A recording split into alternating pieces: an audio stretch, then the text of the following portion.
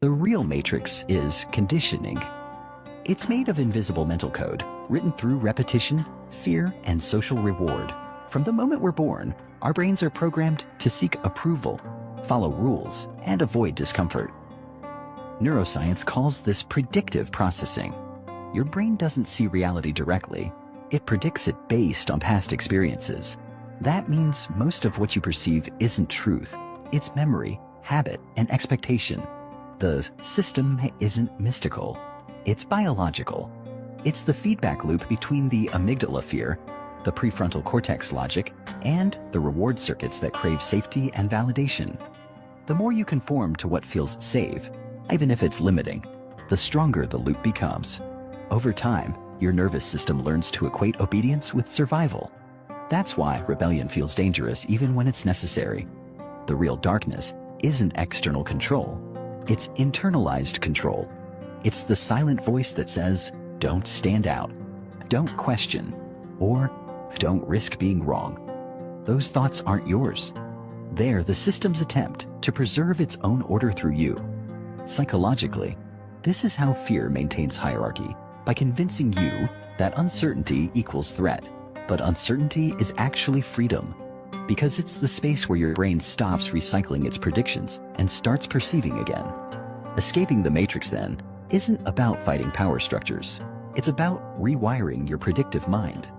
Every time you challenge an old belief, every time you act despite fear, every time you choose curiosity over control, you break one more piece of the code. The system feeds on fear, doubt, and lack, but it starves in the presence of awareness. Because awareness doesn't fight the matrix, it renders it obsolete.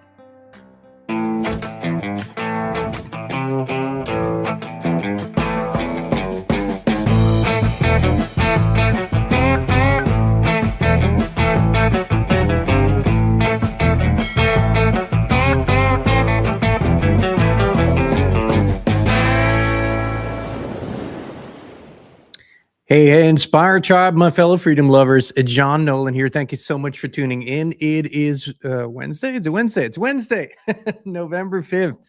Remember the 5th of November, folks. Thank you so much for tuning in and joining us on X, Rumble, and YouTube as we're going out of the Matrix into Prime Reality. And thank you to our wonderful moderator, Raymond, aka Two Steps Behind, who's in a live chat with us today. And of course, my wonderful wife, Christine, as Inspired. It's good to see you all and dive into I think, a very, very important subject that we need to revisit, each and every one of us, individually, personally, ask ourselves some hard questions, and of course, also revisit this subject collectively, because it is the source, literally, of conflict, wars, upheaval, chaos, and a perpetual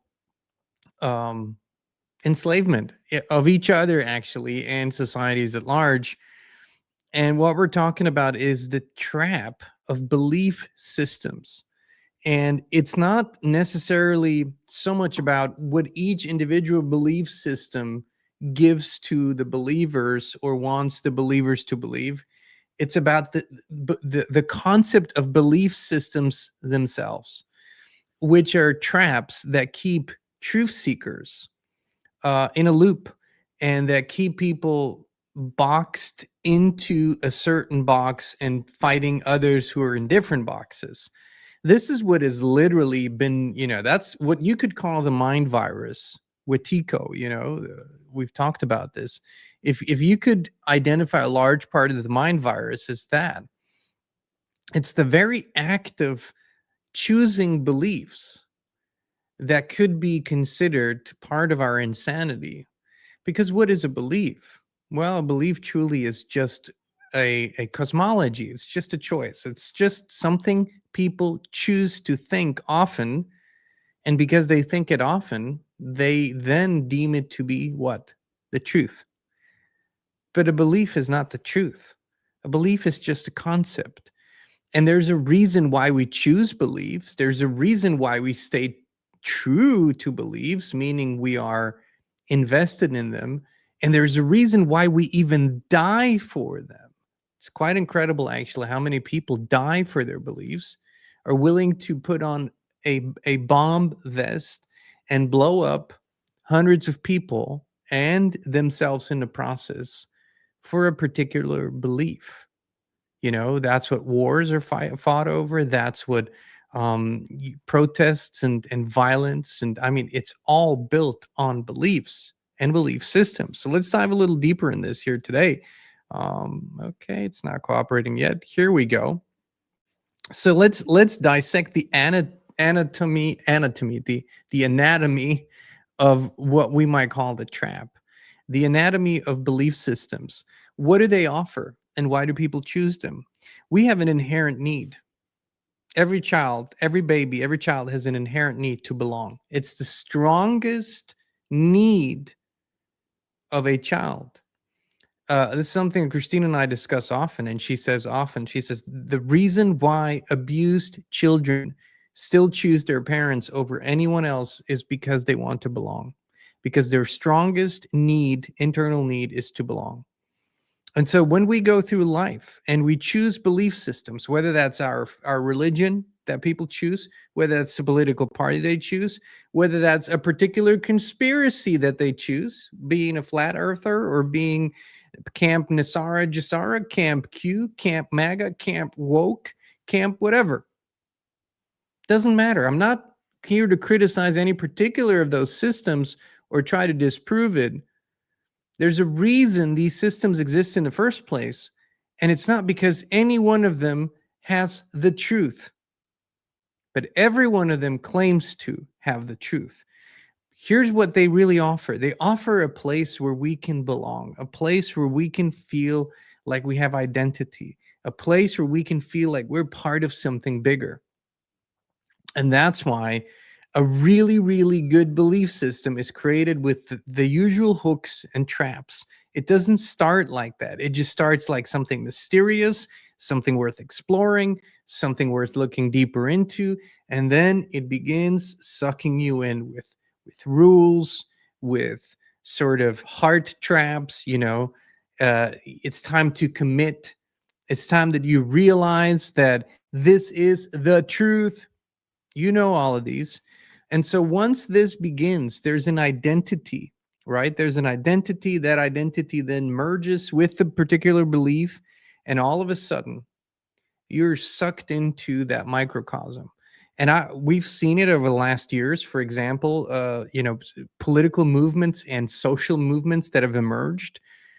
For example, the woke movement was a classic example of how sinister the creation of these belief systems is, because what did it really result in? The problem wasn't that people all of a sudden believed there's 77 genders and went out and played cats and whatever. That wasn't what the problem was. The problem was that people were psyoped into believing that they can force, with violence and oppression and hatred, others to subscribe and participate in their own belief system, right? Which is the entire name of the game. That's why they're created in the first place. See, belief systems aren't natural. We're the only species that has them. No other species has belief systems. They only function on instinctual and empirical truth. What does that mean? Empirical truth is truth that you have experienced. Now, that doesn't mean it's the truth. It doesn't mean it's all there is, but it's truth that you've actually experienced. And when an animal experiences a certain truth over and over again, they live by it. That's in addition to their instinctual truths that are already programmed into their being. We're the only species here that makes up shit and then kills others over it. That's what we do. That's basically, if you want to, sum up the insanity of humanity, that's what we do. So a lot of these belief systems, or most of them, of course, offer what? The promise of truth. That's a big promise. Why do we need that promise? Because we absolutely cannot stand uncertainty, can we? The moment that we get uncertain about things, the moment that something that we deemed to be real or true is questioned, we become uneasy. Because if that isn't true, now all of a sudden we lost the certainty, right? It's like when you tell someone, The earth isn't round, the earth is flat. Holy shit. If that is really true, there's a lot of uncertainty here about all the other stuff that we have learned that's connected to that. However, if you say, well, actually the earth isn't flat, it's a rectangle, then all of a sudden that whole ship, it just changes again. And then someone else comes along and says, listen, it doesn't really matter. It's all a hologram. It's a matrix anyway. What does the shape matter? You see where these things are so they play with our psychology, they play with our inherent needs, and they pull us and suck us in, and we begin to then identify not just with the story but with everything else that's attached to it. And that's what becomes the problem. It's the identity that is formed around it, because every movement starts with just questioning things, right? Which is a good thing. Of course it's a good thing. I mean, that's what we say all the time. But then it turns into, now we found this and that and that. You must believe this, because if you don't belong. You're not part of us any longer. So this is, in a nutshell, the anatomy of the trap. The nuts and bolts are very, very simple. And once you can see them, you can take a step back and go, oh, I was kind of sucked into this here, Like, let's take one of these movements that's in this image here, which is the Q movement, right? And every hardcore anon, that you've ever met, or maybe you are one, and I'm not trying to to judge you for that, but if you can get objective for a moment, you will know that these folks, there isn't a thing that could happen in the world that they can't somehow turn into part of the plan. It doesn't matter. Something really, really bad happens, or someone in the Trump administration does something horrible. They just tell you it's not really that way. They actually didn't really do that. It was just part of the movie. But then, they do something that people deem to be great and go, see, we told you, these are the good guys. Doesn't matter, because the belief is that the good guys are in control. They've already taken out the bad guys. This is just a movie, and we're being shown slowly but surely, because only at the precipice, the story, many of you know. And so there's not a thing you could possibly tell them. It's one of the best created systems I've ever seen, because no matter what evidence you could present that this perhaps isn't what it looks like, a true anon will not waver. They will not budge. No chance. They're fully invested. It's their identity. It's their truth. It's their reality. It's what they get up and fight for every day. This is the anatomy of the trap. And there's always the limited hangout principle with every belief system. See, with every belief system, you're okay to question things up until a certain point, right? So what we have seen, for example, emerge through the last 5 years worldwide, but very, very strongly in America, is a truth-seeking movement within the political right, more so than the political left. Oftentimes you might say that historically the political left, both are actually fake, but the political left was historically maybe more conspiracy oriented than the right. But here we are, and this has changed in the last years. But when you see the big names in those movements, when you see the big influencers and podcasters and authors, they only go so far. There's things that you are not allowed to question. There are things within those belief systems that you're not allowed to touch. And when you do, all hell breaks loose. Because these belief systems, as much as they pretend and will tell over and over again they're about the truth, they're not. They are about capturing people, capturing attention, and keeping it in a certain space. Within that space, you can play. It's a playground. People can, dig and look for stuff. People can have big revelations, they can release the JFK files, sort of, kind of. They can release lists, kind of, right? But when you go too far, you just might be in big trouble. This is what a belief system is about. It has clear boundaries. It has a clear perimeter, because that's its purpose. Its purpose is to keep you within the perimeter. Okay. So, and that is, that is such a big thing. And once you start questioning the truths of it, once you start saying, but what if this isn't the entire truth? What if there's more? You get alienated, you get shunned, you get banned. You're not part any longer, right? It's the limited hangout. They won't tell you it's a limited hangout, but it's always a limited hangout. And this is where we get into where it becomes a worldview, what you might call a cosmology. And I had this like an epiphany experience. Christine and I had dinner with a very prestigious researcher and author a while ago who wrote some very well known books, and I won't name his name because it doesn't really matter. But we sat at dinner and we had a really deep, beautiful conversation, fascinating. But I listened to him, and I said, well, what you just said, I'm really taking this out of context, but what you just said, that tells me you believe that, and I said something, what that person seemed to believe about the world, about the creator and whatnot.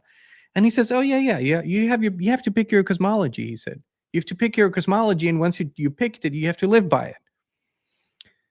And I let the conversation go on, but I thought about that for so long, because this is an intelligent guy. This is someone who has questioned a lot of things in this world, who's gone to the core of a lot of arguments and dismantled them. And here he was sitting across from us and said, hey, you just pick your belief system and then you live by it, as though you're in a video game. You just pick your character, pick your avatar, what that avatar stands for, and then play the game. And I thought about this for so long. It's now been a year at least, and I've been thinking about this. I go, how's that even possible? Why would you pick a particular cosmology when you could pick the seeking of truth? And we're going to get to that, but what about that cosmology, where you don't pick a particular belief system that's already there, it's well established, it has rules and values and everything is already there, but you just go, I just want to find out for myself. I'm just going to go by what I can know, which is very little.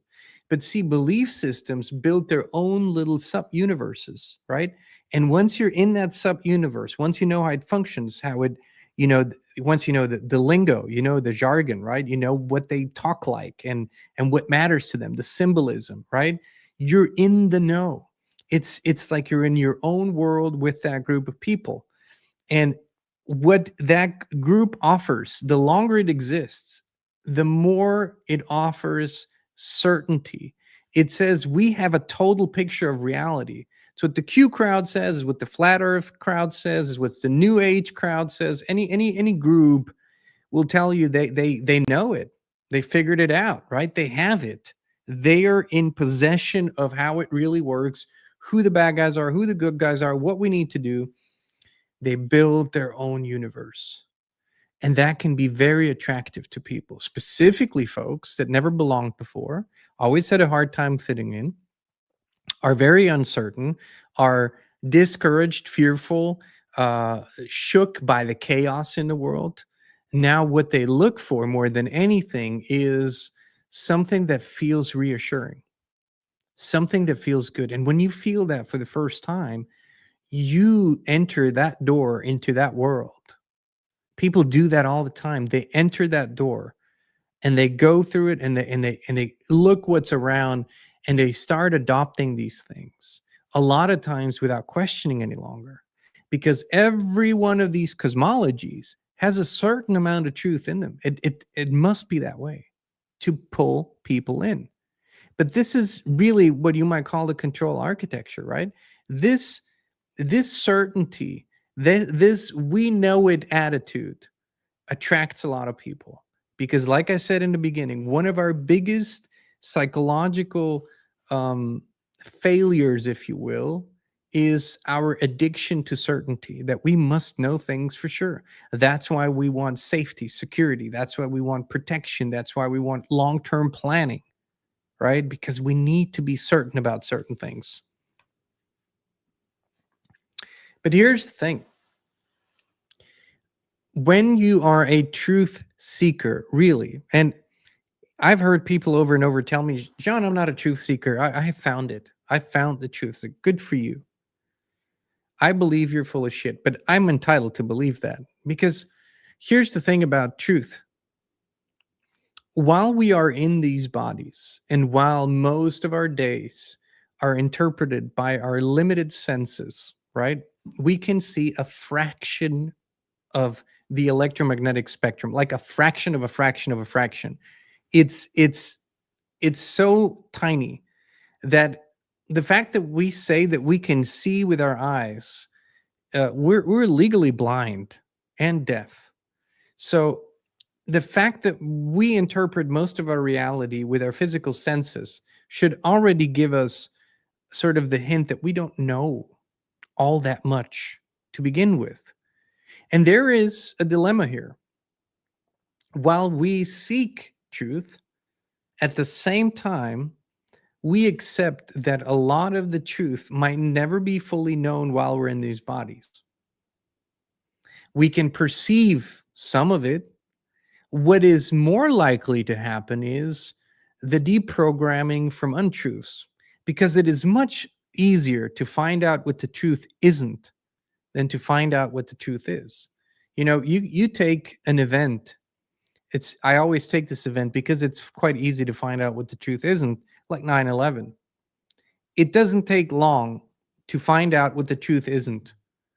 To pull the official story apart, it's fairly easy. And on most big events, it is. So what you find out is what didn't happen, or didn't happen the way we were told it happened. So that is the easy part. The hard part is to find out what actually happened, and why it is nearly impossible, because there's a certain amount of information that was only exchanged between a handful of people, none of which ever opened their mouth. So that can't be known. It can't really be known. And to a large degree, even the empirical truths, which is things that we feel every day, like gravity, we call it gravity here, right? So 10 out of 10 times when you are pulling down an apple, or you drop it from a branch, it's going to fall 10 out of 10 times, right? It's going to fall. That is an empirical truth. We live by it. When we raise our heads and we see something come down our way, we get out of the way because we know it's going to continue to fall. We have empirical truths. That doesn't mean those truths are absolute, because outside of the spectrum of what we can see and perceive, this might not be true. In a different dimension, in a different reality, this is not the truth, but here it is right now as we perceive it. So as a seeker, the moment that we get attached to a movement, the moment that we get attached to a box, the moment that we get attached to flags and all that stuff, and put that above the seeking of truth, we're trapped. That's when we're boxed in. And it takes a while to get boxed in, and it takes a while to get boxed out of it again. Because it's identity, because it's how we think about ourselves. And it's the very notion of believing, the very act of believing, that is part of our mind virus. If we don't believe any longer, what else is there? Well, there's a seeking of knowing. Now, knowledge is fundamentally different from beliefs. Beliefs can be held at face value. Most people do. Most people just believe whatever their parents believed, or most of what their parents believed, or what whoever they look up to believes. They don't ever question that or really put it to the test, which would be what? That's the seeking of knowledge. And our belief systems, the biggest ones that govern this realm, religions really, for the most part, govern this realm, even where they, even where it doesn't seem like that, because they have infested everything. They've infested everything else. And so, what belief systems teach us, for the most part, is that we shouldn't want to know, that it is forbidden to eat from the tree of knowledge. We shouldn't eat the fruit from the tree of knowledge because what? We are not capable of knowing. That's a good trick. That's a really good story. But it keeps people in that loop where they say, hey, I don't have to know. God knows. God knows better. God made all of this. God created this. God knows best. I don't have to know. And it doesn't matter what religion we're talking about, it's fundamentally pretty much the same. And so knowledge then becomes the forbidden fruit. But it's exactly what we actually should be seeking. And this is the word, it's seeking. Because when you are a seeker, you accept uncertainty. And when you accept uncertainty, you're actually opening your real eyes. You're actually seeing with your real eyes and with your real eye, and hearing with your ears and your real ears, because there's a sense beyond the sense. And now when you're uncertain, you're actually looking and and questioning and opening yourself up. When you believe, you don't. You just regurgitate. You just repeat. You just replay whatever you already believe. And see, when you talk to people, the moment that they say, I believe, what follows is a story that they heard somewhere. It's very seldom that that's actually something they have researched, experienced, or done any kind of, soul searching around. It's just something they heard somewhere. So the way out is detachment, and this is where it gets really interesting.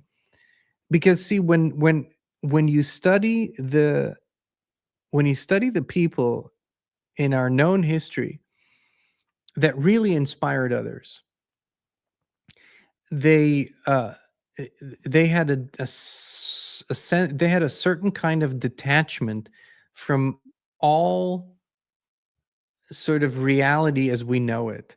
It's not like they were alienating, but they weren't invested in anything fully. They didn't take anything absolutely seriously.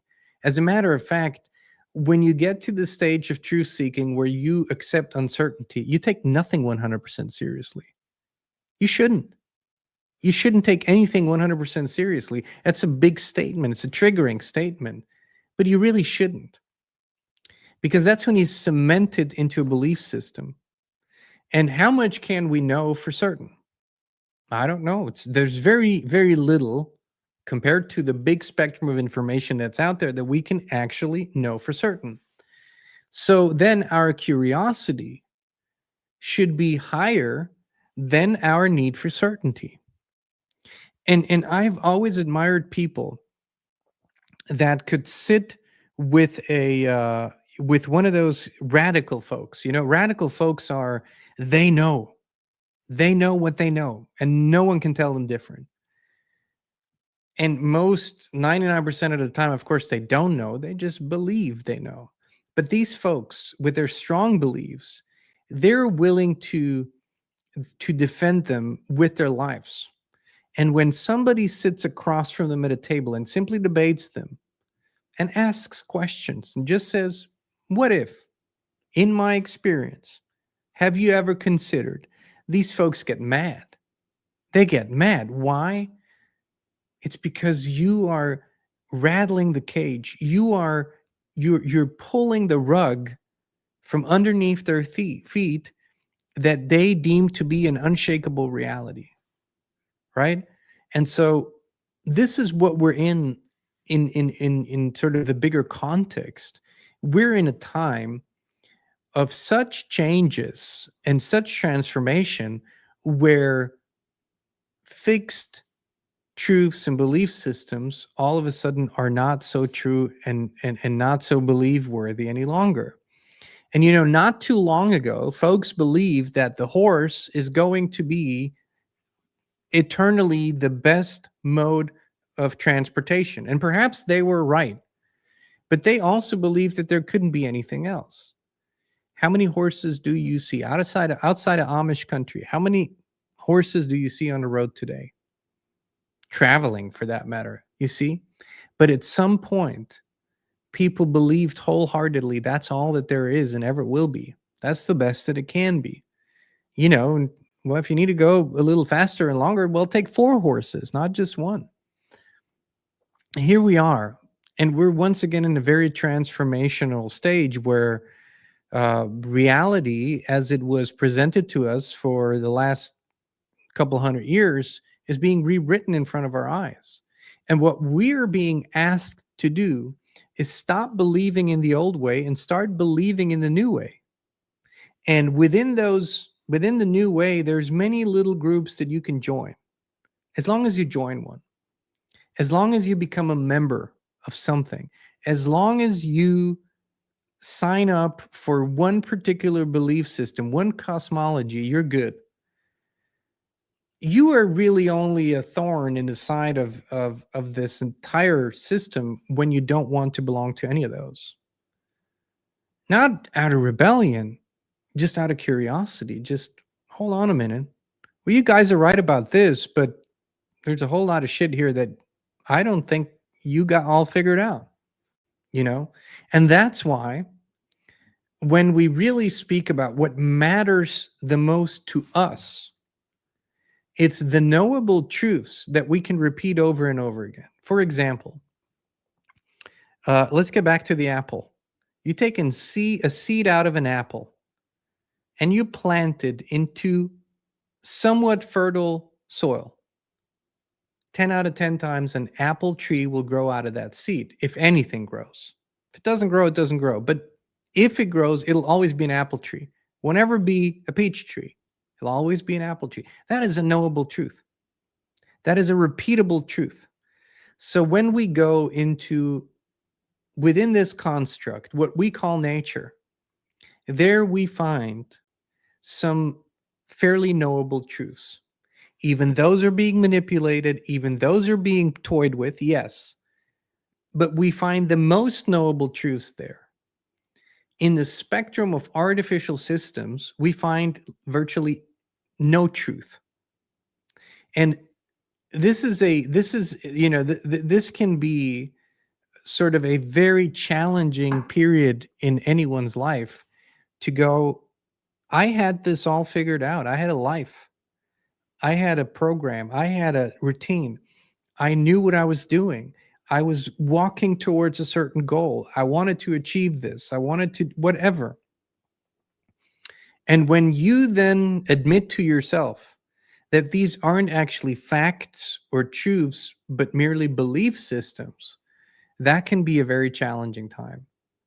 As a matter of fact, this is an identity crisis that almost every truth seeker goes through. Anyone who's on their awakening journey goes through. And there are not very many soothing words. It's just something you go through.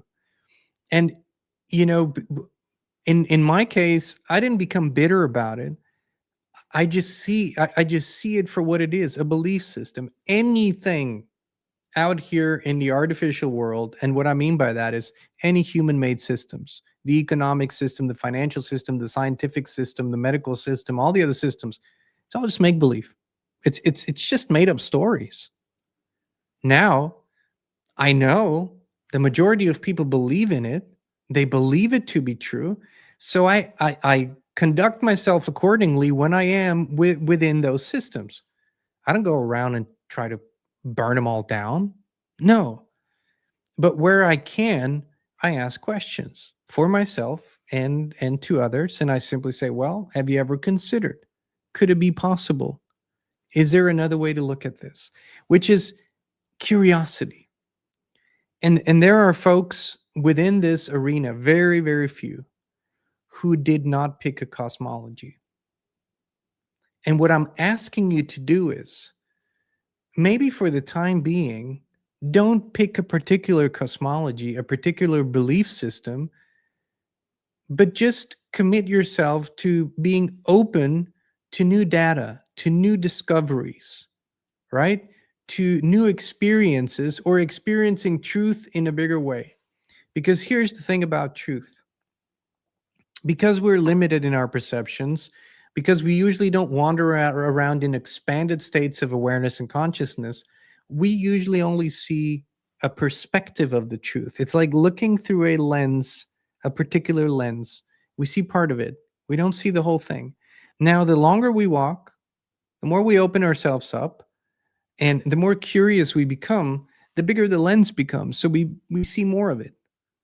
But to think that we see all of it, it's arrogant, it's limiting, and it keeps us stuck in this loop. So what I'm asking folks to do is remain open, remain curious. In the past years, the information, specifically in the last 3 years or so, the information has been trickling in that there is a maybe electromagnetic grid and overlay a construct, and before that, but really in the last 3 years, that was big part of my focus.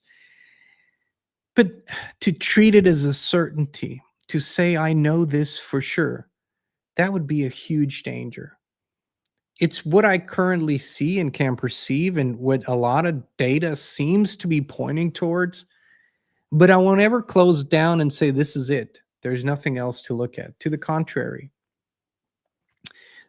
this is the joy of the seeker, if you will. It's the joy of living like that.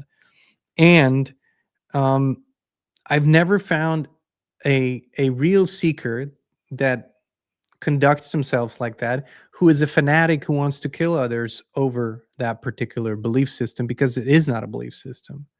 And see, when you look at the source of all conflicts that we see in the world, it's simply people believing different things, or people being made to believe different things.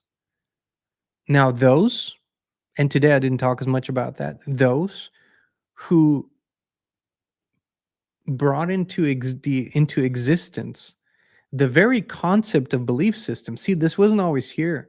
There was a time when people lived by empirical truth only.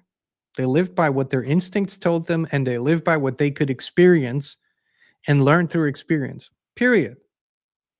It wasn't until some sinister entities came up with the concepts of artificial belief systems and introducing them into the human family, which, by the way, language is one of them. Language is a limiting belief system. People don't think about it, but we have hundreds of them, maybe counting dialects, we have maybe thousands. What does that mean? It means that the truth is broken up into all those different letters and meanings and sounds and languages that diluted. Language wasn't part of our initial existence. We didn't need it. So you see, when you go deeper and deeper into this, folks call you a nihilist because they say we have to have rules. And okay, keep certain structures. Like, I get it. Gives you some sense of certainty and security. Like, I get it. But then don't stop asking questions. Never stop being curious. And for heaven's sake, please don't think you got it all figured out. None of us have. We continue to walk. We continue to ask. We continue to better ourselves. That's what we do. Right? All right, folks. Thank you for joining us. Thank you so much for tuning in. You know we love you. We appreciate you. And we will be back with you again very, very soon. Your environment shapes everything, your thoughts, your health, your energy. But most people never question the invisible field they live in. We did, and that's when FLFE found us. It's not a product, it's a field of pure life force energy that lifts everything it touches. We now live in it 24/7, and we would love to invite you to experience it too. Start your free 15-day trial now. No pressure, no strings attached. Just the truth, resonance, and peace.